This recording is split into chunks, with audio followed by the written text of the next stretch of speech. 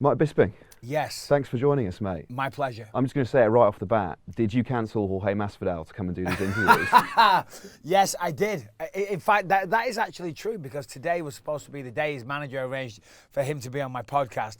Believe you me. Joe.co.uk bumped Jorge Masvidal, so we'll take that. You've got a bit of an American inflection in your accent now. Yeah, I know. I hate it. The more time I spend in England, it disappears. Comes back. Yeah, it does. It does. And I even hear it myself, the way I said disappear. In America, it's disappear. Because I have to be understood. And if you live there and you don't get understood on a daily basis, then, you know, I'm smart enough to change the way I talk a little bit so I can, be understood. I don't like to repeat myself 4 or 5 times. You know what I mean? Yeah. And So I even hear myself say tomatoes. And when I hear, I'm like, oh my God, did I just say that? Hearing you say that feels like you've disowned us a little bit. Yeah, well, no, I haven't. As I say, I just want to go through my day without being challenged and having to repeat myself 20 times. Yeah. So, and I work on ESPN, used to be Fox Sports. When I first started in the UFC, they would subtitle me. Seriously, they would put subtitles. So I've had to change it a little bit. I've had to, downplay the accent ever so slightly. I was going to ask you about that because you've made a very good success of doing broadcast, particularly with ESPN and obviously UFC events. Not a lot of fighters make that transition very successfully. Sure. I think it's quite inspirational, isn't it, for younger fighters to see you going out and doing something so productive after a career in the cage? Yeah, well, for me, that was always what I was terrified of, because you see so many fighters, they go out there, they have a great career. Then afterwards, they kind of, any money they did earn, they either waste it, spend it, get involved with bad business ideas, they waste all the money, and then they're on the scrap heap. And that always terrified me. And that's part of the reason I stayed around the fight game so long. But I was always conscious that obviously at some point I'm going to retire. So I was trying to use that platform to open as many doors as possible. Yeah, and I'm pretty proud of the job that I've done. I've stepped away. I'm busier than ever. People are always saying, congrats on the retirement. I'm like, retired? Are you serious? I'm working my ass off these days. Retired, before I could fight 2 or 3 times a year and then lie on the beach. But I'm working really hard. Because you had a selection of interesting jobs before you started fighting. Yeah. I'm thinking particularly of your time in a slaughterhouse and as a DJ as well. Yeah. First off the bat. I prefer to talk more about the DJ stuff. It's a little bit well, cooler. We'll get there. Tell us about Slaughterhouse. I did a very, very short stint there. Where I'm from, one of the main employers, I guess, is a slaughterhouse, and I guess most people have done a little shift there once or twice. I didn't work there for very long, but I went there, and it was pretty grim. It was pretty grim. It's everything you would imagine. And then I kind of complained about the job I was doing, and he said, you know what? Because my first job, I was squeegee mopping blood into drains. I was like, is this it? Is this what I'm doing? And then, so I said to the guy, my supervisor, I said, I think I can be of more use to you than this, He said, let me think about it. I came back from my break, said, you've got it. I'm promoting you. I'm like, oh, great. He goes, apprentice slaughterman. I'm like, whoa. So, I was in at the deep end. I did that for a few days, a couple of weeks, and then that was that. I'm like, nah, this ain't me. We can talk about DJing then. So, please. First of all, what was your DJ name? DJ Mikey B. It's fairly self-explanatory. Yeah, there you go. And what was that? Was that weekends sort of to keep you tied over whilst you were training? Yeah, well, actually, I was walking home from one of the many dead-end jobs that I used to do, and I went into my friend's house. He had a set of turntables, and I just thought that was the coolest thing I'd ever seen. And with me, my personality, I'm all or nothing. I kind of obsess with things, and I go all in. So I stopped doing martial arts, and I was like, I'm going to be a DJ. And I did. I became a DJ, relatively successful on the club scene in the Northwest. Did that for about 12 years. Had a lot of fun, and then I realised I was never going to be Carl Cox or Judge Jules or whatever, and I was never going to be earning massive money. So I'm like, right, what am I going to do? And get involved with fighting. What music did you play? House and trance. Okay, big ups. And was that around Manchester?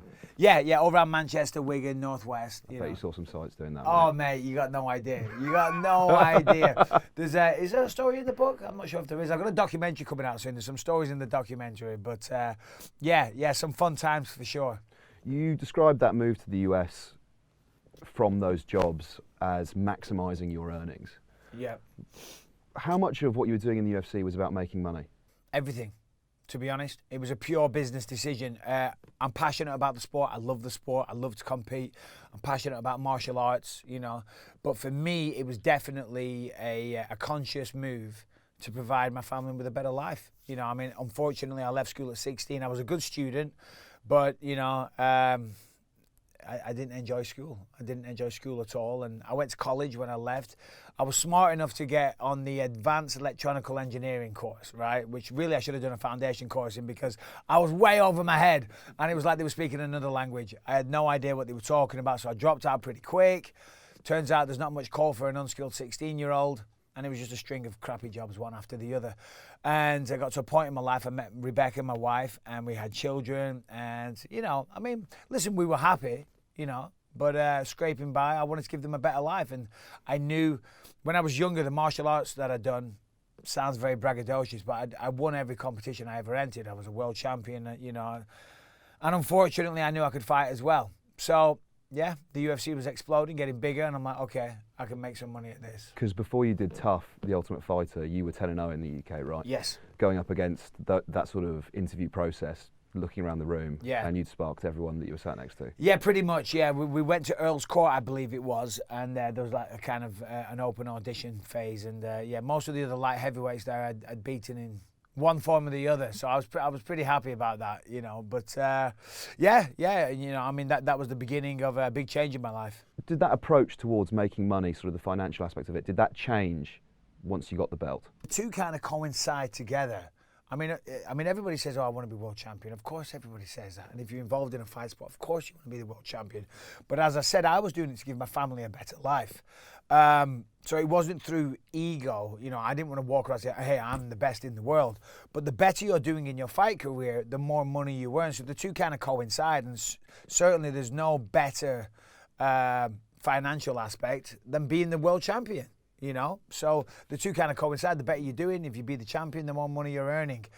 So yeah, I mean, of course, I'm highly competitive, always been competitive. So that side of me was there, that was active. But the big play, I was just trying to give my family a better life. There's a part of your book as well that talks about your early life and something that you haven't spoken about before. Which was, you spent some time in prison. I did. Could you tell us a bit about that? Yeah, sure. I mean, unfortunately, the way I grew up, you know, I was around quite a lot of violence as a child, and where, you know, some of my friends I was hanging out with, great guys, but, you know, they'd just go out at the weekend and end up getting in scraps. And they were a bit older than me. I was young, and, you know, I kind of looked up to them, and, you know, good guys, don't get me wrong, you know, but that's kind of the lifestyle we were in, and we were always getting in scraps and fights, and it's kind of a tough little town where I'm from. You know, there was always a lot of, you know, it's embarrassing now, I'm 40 years old, but when we were younger, that's kind of how it was, you know. And ended up in a bit of trouble with the law, and then one night I went into a bathroom and two guys were beating my friend up. They were stamping on his head, there was blood everywhere, so a fight kicked off, and I got arrested, and it wasn't the first time, and yeah, the judge had enough basically and sent me down for 28 days. And at the time, obviously, I didn't have very kind words to say about that judge, but he did me a massive favour in hindsight. He made me realise that, you know, you can't go around behaving like that, and I had to make a change. Because when I got to prison, I was like, wow, what the hell has happened to my life? Is this it? Is this what I've become? And I was ashamed of myself. I didn't speak to anybody in there. I didn't associate with anybody. And anytime anyone tried to talk to me, I was like, no, I'm not one of you. This is not me. I'm better than this. And yeah, when I came out, that's when I turned my life around. We'll get into sort of a little bit what it's like to be in prison, but I'd just first like to ask you, to a young lad, because I think a lot of people sympathise with what you've just said, they'll recognise living in a small town, going out at the weekend, having a few pints, ended up in trouble.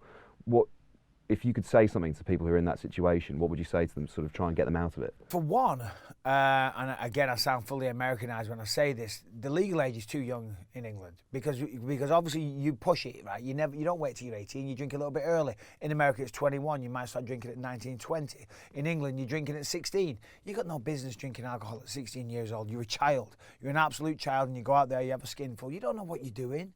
You're absolutely hammered. I never, ever got in any trouble sober. It was always alcohol fueled, you know. So you're going out there, you're drinking, you're making stupid mistakes, you're acting like an arsehole. You're never going to achieve anything doing that. Going out, getting drunk, getting in trouble. I mean, it's the road to nowhere. You know, you're going to end up either in prison like I did, you're going to end up in trouble, you're going to end up hurt, you're going to end up, who knows what's going to happen to you. But, you know, you're not achieving anything. You're really not achieving anything. You think you're having a good time, but you're really not. You're hammered. You don't know what's going on anyway. Wake up is what I'd say, you know. At some point you will. Well, hopefully. Not everybody does. At some point, you'll look around and go, wow, what have I been doing with my life? So what is prison like then? I'm surprised you hear it. Shit. Didn't have a good time. Believe it or not. So I went to a maximum security prison. It was a 24-hour day lockup. I would go downstairs in the morning, wait in line, get my food, take it back to your cell, eat it in your cell, put it through a little slit in the door. Lunchtime, go down, wait in line, get your food, take it back to your cell. Same in the evening. 1 hour a week, you got out and you walked around in a circle on a yard. 1 hour a week. 1 hour a week. And I was locked in this tiny little cell with some arsonist. And he was all right. He was a nice enough guy, you know, a bit weird. He was definitely an arsonist. You know, we don't keep in touch. Yeah. Believe it or not. Yeah. And as I said, that was a super low point in my life. And then the guards came around, they did a random inspection one day, came in and searched our cell. And they asked me what I was in for. The charge was public order because the guy that I had a fight with, you know, he was a bit of a toe rag himself, so he wasn't pressing charges. The police pressed charges. And they said, public order. I said, what the hell are you doing in here? I'm like, I have no idea. I'm locked up with rapists, murderers, paedophiles, you know, things like that. So a couple of days later, they moved me to an open prison. You know, I was with accountants for tax evasion and things like that. It was a little bit better. Within an hour of being there, I was playing ping pong with a Solero in my hand. You know what I mean? I swear to God, I think I had a beer as well. Within an hour, I had a beer, a Solero, crazy. and I'm playing ping pong. Well, I was going to... It was like Butlins. Do you know what I mean? I was at a holiday camp. I'm like, this isn't so bad.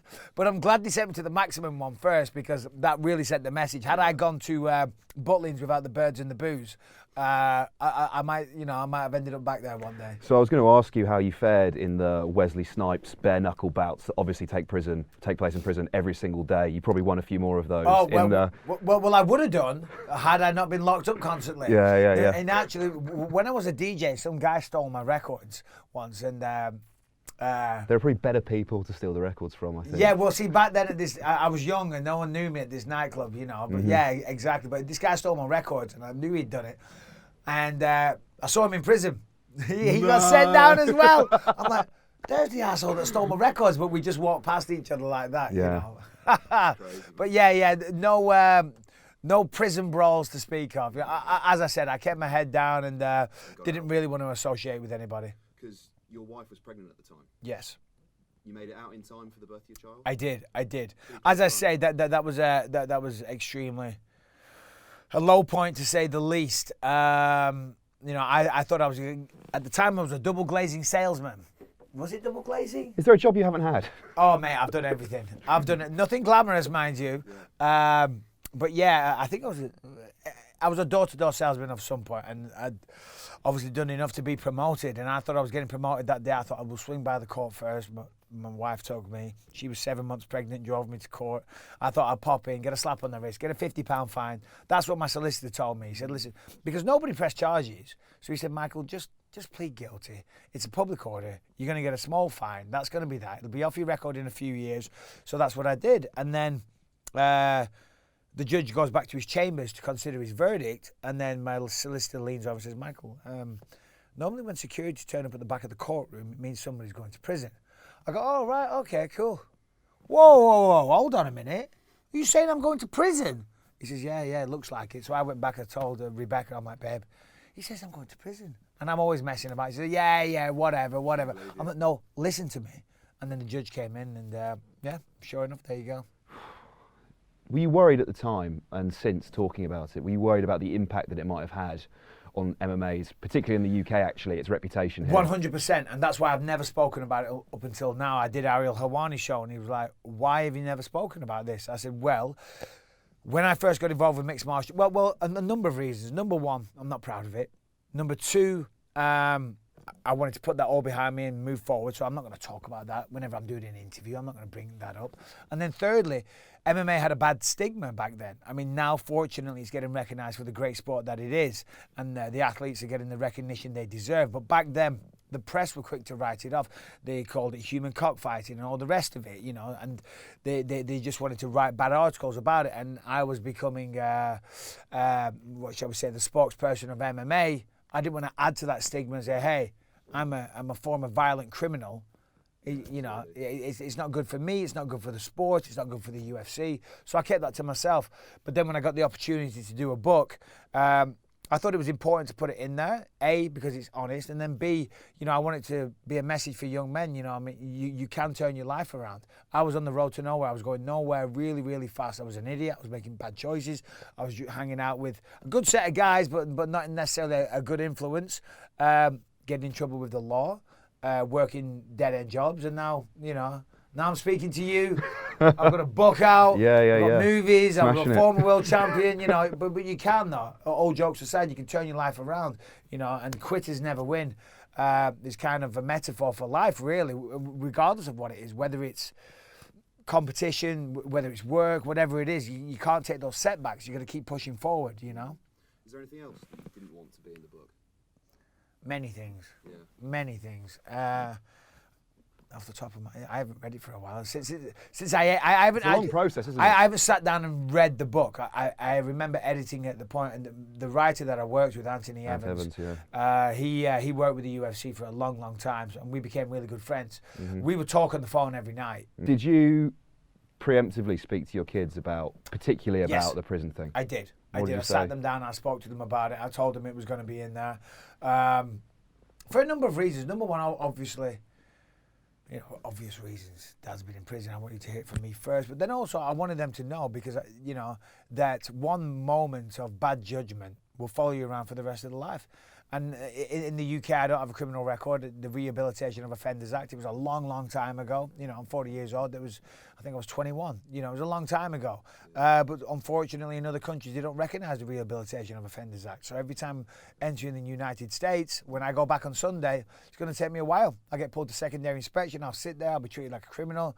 Sit there and just, keep my mouth shut and go through the process, but it's every time I enter. And unfortunately, I travel all the bloody time, so I'm on first day in terms with the guys in secondary inspection. Like, hey, what's up, Bob? How you doing? Yeah, we'll be with you in a minute, Michael. But I wanted them to know, learn from my mistakes. They were old enough to realise that. I sat them down and had that chat.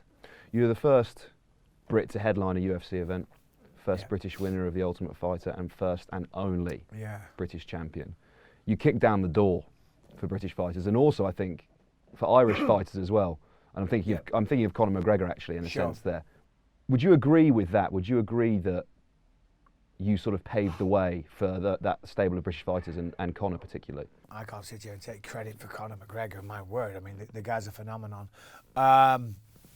And I appreciate what you said, and I hear what you're saying. I do, and to a certain extent, in fact, to a large extent, that is correct. But I think if I was to sit here and say those things about myself, then it'd be easily to misconstrue that I was being arrogant and things like that, which I don't want to be. I recognise the part that I played in UK mixed martial arts for sure. I can't deny that, and I won't let other people deny that. I know what I did, but others came before me. There was other people as well. Ian the Machine Freeman, Lee Remedios, there was Mark Weir. There was plenty of UK fighters before me. I'm the first UK champion. I'm very proud of that. But as sure as I'm standing here, I won't be the last. Definitely won't be the last. I'm very proud to be the first, of course. I mean, that will stay throughout history. And I'm very proud of the part I played in the development of the UK mixed martial arts scene. See, because nobody took us seriously. I remember when I went out on The Ultimate Fighter, and I was the only Brit. Well, sorry, there was Ross Poynton as well. And nobody took us seriously. Like, oh, these guys can't fight. In the UK at the moment, two of our best fighters, Darren Till and Leon Edwards, both in the welterweight division as well, which is really interesting because that throws up like a potential massive London card if they do it. First of all, who do you think's better?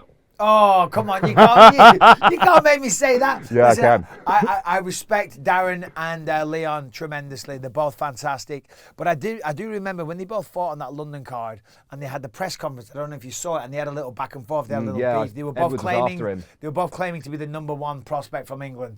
So that would be a great fight to see. Only problem with that is you're going to eliminate one of them. Now, Leon's trajectory right now is a little bit better than Darren's because, of course, Darren's had 2 tough losses recently. But Darren's only 26. He'll rebound from that. He's a tremendous fighter. He's a big guy. He's young. He's got great talent. And Leon, of course, he's on an 8-fight win streak against fantastic competition. And he just seems to be getting better and better. What I like about Leon, he's so composed. He's so calm in there, which is very, very important, believe it or not. So, I mean, both of those guys have the potential to be a champion one day. What was your assessment of Leon versus RDA? Because I thought his fight was almost it was perfect within an inch of his life. His footwork was Yep, absolutely sublime. He didn't really ever look like he was in danger, and No. that's got to be the best caliber opponent he's ever faced. Oh, 100%. And, you know, and it's a tricky one for me because Dos Anjos is a teammate of mine and we share the same boxing coach in Jason Perillo, but of course I always support the UK guys. So Scott Adkins, I don't know if you know, the martial arts actor, he messaged me, oh, come on, I'm rooting for Leon. I'm like, oh, I'm kind of on the fence with this one. May the best man win, you know. And he was sensational. I mean, Dos Anjos is as tough as they come and he pressed forward the whole time.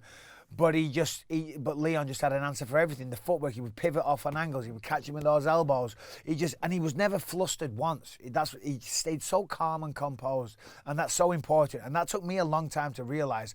I used to try and work myself up into a frantic state of mind. I used to, try and psych myself out because I'm going to go out for a fight, which is the exact opposite of how you want to be. You want to be cool, calm, and collected, and in the moment. If you're frantic, you're never the best version of yourself, and regardless, whatever you're doing. If you're interviewing me now, but you're having a bad day, you're arguing with your wife on the phone and things like that, you might not do your best job. So if you're in there fighting a world-class opponent, how the hell are you going to do the best job possible? And he was calm, collected. He was sensational. What was it I found actually quite interesting was in between rounds in his corner, his Brummie coaches were screaming at him, absolutely screaming at him, and he was so composed and calm. And then contrast that to Jason, who I think is often I see him, he's very calm, he's very measured in the corner. What's it like with you, the mental side of it there? Because obviously you're in there throwing heat for 5 minutes, and then you sit down, and all of a sudden is that sort of your time to regroup? What's Jason like in the corner then? Jason's incredible, and I credit him for me actually becoming world champion, because as I said, my emotions were all over the place. They really were, and they still are. I'm working on that all the time, and I'm an emotional wreck.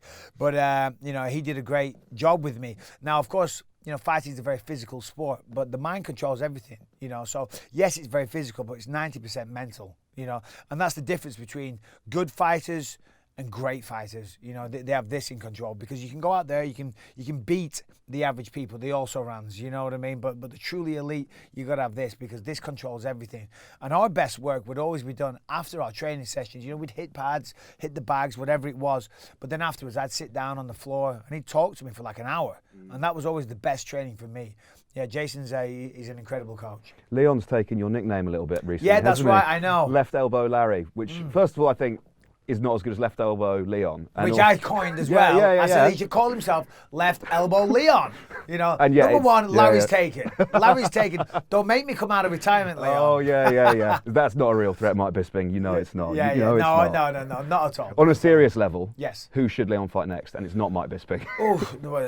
I'm retired, my friend. I've got far too many injuries. I'm getting old. Just going for a run yesterday was hard work. My knees are they're taking the toll. Who should he fight next? My God. Do you know what? Masvidal.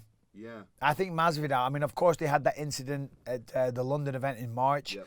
I think Masvidal should be the next opponent. Fair enough. I mean, that's pretty open closed book. And I mean, the other contenders as well are sort of out of it. Usman's injured, Colby and Tyron are going to fight. So that's a pretty simple matchup, I suppose. Colby's fighting Lawler. Oh, no, that's true. Yeah. Sorry, my mistake. Tyron Woodley would be a good matchup as well. Tyron Woodley would be a great one. That would be a scrap. Yeah. So, no shortage of opponents for Leon. Yeah, no, that's true. I'm going to play you another compliment now and call you the best fighter to ever come out of the British Isles. Oh, well, thank you very much. But what's your highlight? My highlight, oh, my word. I mean, there's several. For me, beating Anderson Silva was huge. That was... I always had my eyes on him for the longest time. When he was the champion, I always felt I had the style to beat him. People thought I was crazy. I always said that in interviews, and everyone would mock me and laugh at me. And I know what my haters would say. Oh, Bisping, good fighter, can never win the big ones. So for me, the Anderson Silva fight in London was huge for me. So that was big. But then, of course, then I won the title, so that kind of trumps that. So winning the belt, but then defending the belt in Manchester as well. I mean, that was huge. I mean, the fight took place at 6 o'clock in the morning. I was terrified. I thought no one's going to buy tickets. 6 in the morning. The bloody arena sold out in 6 minutes.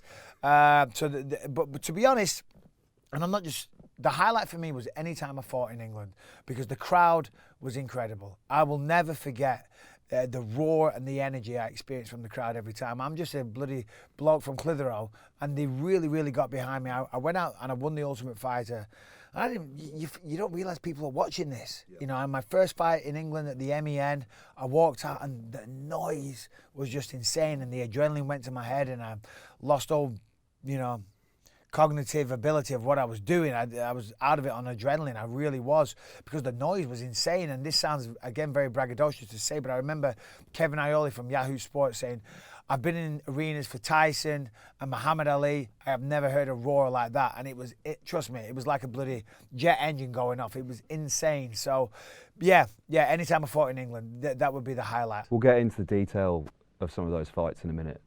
But I wonder if you've held some incredible records, even tied for most wins, most significant strikes in history would be examples. But I wonder if there's one that you're particularly proud of holding, if there's a stat that you've laid claim to that you're particularly proud of. Yeah, I mean, once again, I don't really sit around patting myself on the back. Of course. I prefer to let other people do that, which is very, very welcome. Which is Go why ahead. I'm here. Yeah, no, please. I mean, at one point I had the most wins in UFC history. Of course, you know, all records are going to be broken at some point. But when I retired, I had the most wins. I had the most fights. I mean, that's very good. I think I've fought in the most countries. You know, I've main evented in 7 different countries around the world. And I always enjoyed that. You know, a lot of fighters, you know, particularly in America, they complain about having to travel and go fight. To me, there was nothing cooler than, okay, getting the bout agreement, getting the contract, say, right, in 8 weeks, I'm flying off to Brazil or Australia or Sydney or wherever it is, China, and I'm going to, you know, formulate a plan with my team. We're going to train, and then we're all going to fly off to China and fight. I mean, that to me, I mean, that's a dream. That's amazing. Yeah. There's a list of accolades as well in your book. There is. One in particular, which I found very funny, which you know what that's going to be. I know where you're going. Which is unofficial Strikeforce champion. First of all, can you explain that, and then maybe as well if there's any other favourites you have, any other accolades that you're particularly proud of? Well, once again, I haven't read the book for quite some time, so I'd have to refresh myself. Mm-hmm. But the unofficial Strikeforce champion bit. So obviously my rival with Luke Rockhold, that started because of that. So he came down to train, which was very gracious of him. In fact, it was very nice. He came to help me train for a fight, and we sparred.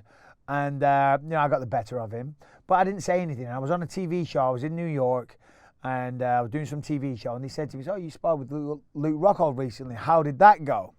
And he was the Strikeforce champion at the time. And I said, "Well, you shouldn't really talk about what happens in training." I said, "But put it like this: I'm the unofficial Strikeforce champion now," which was a joke, which is a pretty funny line if I do say so myself. And everybody laughed. It was just a joke, a light-hearted comment. Nothing I say is ever too serious.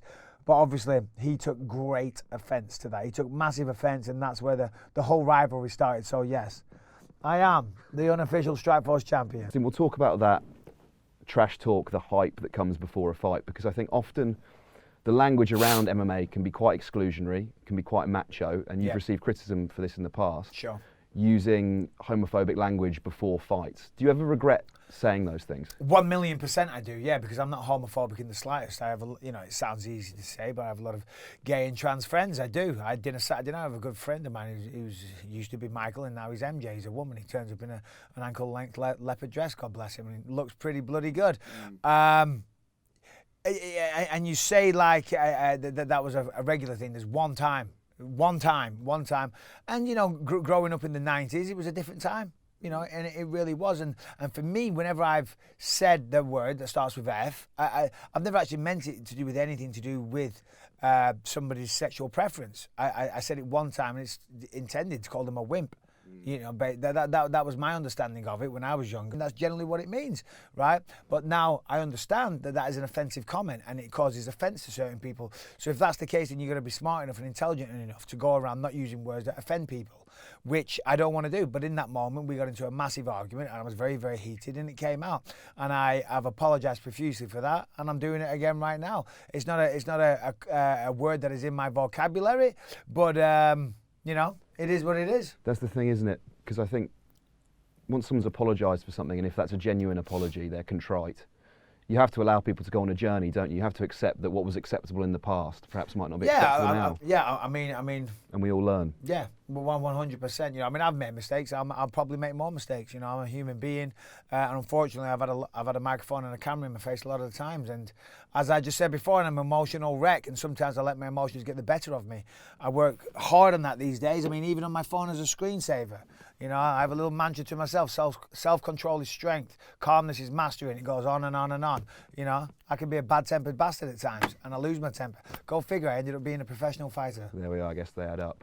I think with that, it upsets people beyond the person you're directing what you're saying. Of course. And that's why you've got to be intelligent enough to realise that and not use those words. Absolutely. And something else that you've done, which I think upset people beyond the one person you were trying to upset, was when you ripped up the Cuban flag to Yoel Romero.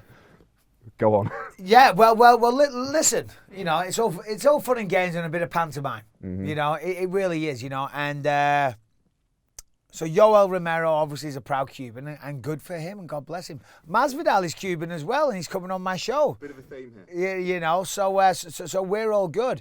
But at the time, I was working for Fox Sports, and Yoel was fighting Robert Whittaker for an interim title, and I was going to face the winner. So they wanted me to come down Octagon side, and I'll go in and I'll challenge the winner. Or not challenge the winner, I'll walk and we'll promote the fight. Yeah. And this lady that worked for Fox Sports, I don't know where she got it from. She had a little Cuban flag on a cocktail stick, right? I don't know where she would get such a thing. And we all joked, you know, you should rip the Cuban flag over, and we ought to laugh about it in the meeting room. And then when I had to go Octagon side, she came with me to escort me, and she brought the flag with her, and she just slid it over to me. And I was like, oh, stop it, you're trying to get me in trouble. Anyway, Yoel Romero was right there. See where this wall is? That's where he was, in between rounds. And he came over and he saw me because I was right by the octagon. And he saw me and started like talking, a bit of trash, a bit of smack. I don't know what he was saying, but he was being aggressive through the fence. Well, there's a Cuban flag right there. You know, so I rip it up and throw it at him. Spur of the moment. But Dana White's warned me never to go to Miami because there's a massive Cuban contingent down there, and he said, "You go to Miami, you're probably going to get stabbed." Yeah. So I'd probably avoid that place. Okay, sure. But who knows? Because Masvidal's coming on next week, and maybe it's we're all a Love's ruse. young dream these days. We're buddies. What I'm getting at though with this is, I don't think you'd see an Olympic athlete, for example, rip up the flag of another nation, right? And you're there doing it octagon side. Simultaneously, we've spoken already about you wanting to be a guardian protecting MMA's reputation in the UK. And do you not think there's a little bit of a contradiction there between those two things? Well, well, no, not at all. It's just, you know, it's spur of the moment. I'm not representing anybody at that moment in time. I'm just, you know, I'm having an argument with somebody, and it's a bit of pantomime beef. It's a bit of theatrics. Yeah. You know, you got to sell the sport. You got to sell the fight to a certain degree, and as the champion, you get a percentage of the pay-per-view. You know, and I want those pay-per-views to do well. So call it what you will. I told you right at the start, I got involved with this to make money for my family. And if, you know, things like that are going to generate heat and clicks and buys, then yeah, I'll do it. You know, because when it's all said and done, the more money's in my bank account, the better. Of course, I have pride in myself as a man, and I like to set a good example. And as I just said, it was mitigating circumstances. I was kind of set up by that lady, just slid it over to me. I was like, you know, but as I said also a moment ago, I also let my emotions get the better of me at times. So we'll talk about that path to the title then, because for a long time, your career was essentially a long list of you getting that title eliminator and then losing.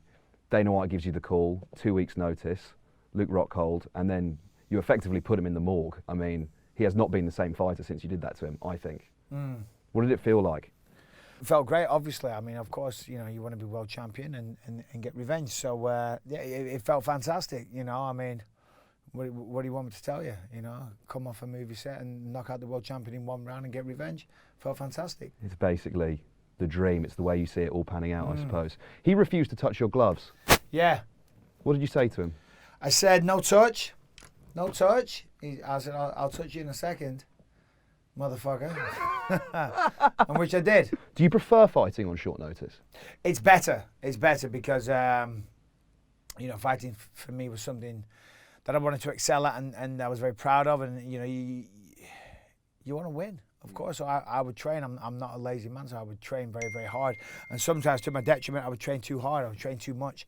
I would frequently overtrain in fights. And so, yeah, a short notice fight obviously eliminates the possibility of that happening. So I went into that fight feeling stronger than ever. Most of my fights, I would be in the gym, and I would feel great at the start of camp, and towards the end of camp, I would be weak. I would be overtrained. I'd be dominating on my sparring sessions and things like that. And then towards the end, I'd be getting thrown around a little bit because I'm just pushing it too hard. You know, the human body can only take so much. You know, and after 8, 9, 10 weeks of rigorous training, you know, you need a break. You know, so yeah, short notice fights in that respect are better. Who would you say your most intimidating opponent has been? Was it Anderson? I'm not sure, to be honest. I mean, as a fighter, you don't look at them like that. Yeah. You know, I mean, when I fought Vitor Belfort, anytime you have a fight, of course, you got to go into that fight thinking you got to win. If any doubt creeps in, then you're going to lose. And that ties into the mental side you were talking about. 100%. You can't allow those thoughts to creep in, because then you doubt yourself. And then once you doubt yourself, you're not fully committing to the task at hand. If you throw a punch, you're not fully committing. You might close your eyes, or basically once that doubt sets in, you're on a path to losing that fight. And that's why, you know, somebody, you can sit there and ask these challenging questions, but you'll never understand because you've never stepped in there and had to face an opponent that is going to try and knock you out in front of the entire world. Okay, so this, right, what comes out of my mouth can affect what goes on in here. So the things I'm going to say is going to make him doubt himself. Okay, so I'm not trying to please you. I'm not trying to please anyone. I'm trying to win that fight and protect myself at that moment in time. So intimidating fights, no, I was never intimidated at the time, because you can't allow those thoughts to creep in. Did you ever have to pinch yourself? And I'm thinking again of Anderson, because he was sort of that, for me, he's the greatest of all time. And you're about to achieve that dream of stepping in there, fighting him and beating him. Was it a little bit of, I can't believe I've made this, this is the realisation of what I've worked for? I mean, of course, it was a proud moment for me, and that was one of the best training camps I'd ever had. You know, I left no stone unturned. You know, I mean, of course, you know, you always sneak in a little bowl of ice cream here and there, but there was no cheating on that training camp. You know, if I had to run and do sprints on a Saturday morning, I was doing sprints on a Saturday morning. Everything was to the letter. But I was confident I was going to win that fight. You know, just like always. You know, you have to be. So you can't allow you. I mean, afterwards it's like, wow, that was great. What a great fight, and a legendary opponent, and the greatest of all time, of course. But at the time, you can't think like that. Yeah. Now, looking back, of course, as I said, that was one of the highlights of my career. And Anderson's a tremendous martial artist. He really is. And I've got so much respect. And that was why, I mean, yes, of course, you know, I said some things leading up to it, because he'd failed a test for performance-enhancing drugs prior to that. And that's always, you know, I've been a strong advocate against those things for obvious reasons. So, you know, so again, I was quick to point that out leading up to it. But afterwards, that's why, you know, if you saw the fight, there was tremendous respect showed afterwards, you know. There's even a picture of us in the book, both getting stitched up at the hospital, shaking hands through the curtain, you know, just paying respects to one another. When it's all said and done, when the fight's over, it's done, it's over. You know, we're gentlemen, we shake hands, you know, share a hug and stay in contact with one another. What did Jason say to you in the corner? Because in that fight, there was a moment, Anderson hits you with that knee right on the buzzer. You're then going to the corner. I mean, it looked like you were pretty close to being out cold at that point. What happens in the corner after that? What do you talk about? Can you remember? No, I don't. You'd have to ask Jason, to be honest. You know, I mean, that was a pretty significant blow that he landed on me, and I was kind of out of it. So yeah, I mean, even though I've seen the fight, I've watched it back, I still don't know what Jason said. I mean, Jason's a tremendous cornerman. At those moments in time, that moment in time, it's not about giving you technical advice. Yeah. You know, you don't need to, okay, he's coming in, you got to sidestep to the left, you got to slip and be, you know, use your right hand and look for the lead uppercut, and when he's coming in, blah, blah, blah. You don't need none of that. You just need words of motivation. And in fact, no, he just said to me, he said, hey, look at me. You're winning this fight. You're winning this fight. Forget about what just happened. You know, put that behind you. Just keep doing what you're doing. And gave me some strong words of motivation, and fortunately, you know, it was enough. Following that, another big win was Dan Henderson, because you avenged that knockout that he put on you. And not only that, you did it in Manchester. Yes. One of the few things I also stayed up for to watch. What was it like walking out to the Manchester crowd and then doing that to Hendo in front of them? Yeah, no, I mean, again, I said before, one of the highlights of my career for sure, and I thank every one of them that bought a ticket and stayed up so late. You know, I mean, that's a big ask of people, and the energy was insane, because I wasn't sure, again, are they going to be half asleep when I walk out there? It's 6 a.m. I think they were heavily fueled on alcohol, because they were loud, and they were proud, and they were fantastic, and I said earlier, you know, some of the highlights were the UK crowd, and they do help you. I mean, of course, when you fight in the octagon, it's the loneliest place in the world, and it's regardless of wherever you are in the world. It's the same octagon, it's the same crowd, it's often the same referee, similar judges, Dana White style. So you could be anywhere in the world. And a lot of the time, if you're going into hostile territory, you block out the crowd. But when they're on your side and they roar so tremendously, I feel that it definitely gives you that edge. Now, I don't know if I consciously heard a roar and then therefore it makes you get up. But I think when the entire place is making so much noise and cheering for you so aggressively, then it does help you dig to that extra little part of your soul that maybe you wouldn't, dig into had they not been supporting you so much. Yeah. And maybe he didn't realise as well that you probably had a bit of experience fighting in Manchester at 5:30 in the morning. It wasn't the first time, so he was in trouble. The first time. Was it? It was. Yeah. I wonder if, and it's probably not possible, but that Rockhold and Anderson, whether there's a way you can rank them, or are they all sort of good, enjoyable, favourable for you for different qualities? Rockhold obviously had a victory over me. I was able to avenge that loss and become world champion. Anderson Silva was someone that I aspired to fight for a long time, and he's a legendary fighter and perhaps the greatest of all time. So again, for those reasons. And then Dan Henderson, I suffered a vicious knockout that haunted me forever, that is played on highlight reel still to this day. So to avenge that loss, and also he was on testosterone replacement therapy at the time, which I had no idea of. So basically he was cheating. He was, everyone claimed, if I don't take this testosterone, I'm gonna die. But then they outlawed that, and those people are still fighting to this day. So they were just manipulating the system, so he had an unfair advantage. So for those personal reasons, it was great. And of course, defending the belt at home, that was huge. There's a few losses on your record that have been to people using TRT. You've been outspoken in your opposition to PEDs. What's your assessment of how USADA's been doing with the UFC? Yeah, they're doing a great job. I mean, sometimes it appears that there's been some collateral damage, shall we say, in terms of some people, testing positive for contaminated supplements. That's their story. But by all accounts, that is a possibility, and it is a real thing. Jeff Nowitzki, who spearheads the entire operation, has told me the manufacturing plants sometimes don't clean off the products, the equipment that they package them with sometimes, and there can be trace elements of certain supplements still on the equipment, which makes its way into other supplements. But listen, first and foremost, they're doing a great job, and sport needs to be fair, sport needs to be clean, and of course we're not trying to put balls in a basket or kick a ball in the back of a net. We're trying to hurt each other. Yeah. And if there's performance-enhancing drugs, it's only a matter of time before, unfortunately, somebody gets real serious damage. And I fell victim to that. I pretty much lost an eye due to somebody being on steroids. So I'm a strong advocate for clean sport. Finally, Dana White has talked up your celebrations post-fight. I was wondering if you could run us through a typical Mike Bisping night out. I just got inducted to the Hall of Fame, went to a nice steakhouse with my family, my friends, my teammates, sat there, have a great meal, have some champagne, a couple of shots of tequila, go play some blackjack, go to bed, Celebrate in style. Yeah, why not? A long way for that lad from Clitheroe to have come. Yeah, no, 100%. When I first got involved with this sport, it was to give a better life to my family. And those initial goals were just to make enough money to go back to college and, get a proper job, get an education. And it far exceeded those expectations. I did better than I ever could have imagined, and I'm very proud of myself. But unfortunately, I'm still the same lad from Clitheroe. You should be. Mike Bisping, thank you so much. Cheers. It's been a pleasure. Thank you.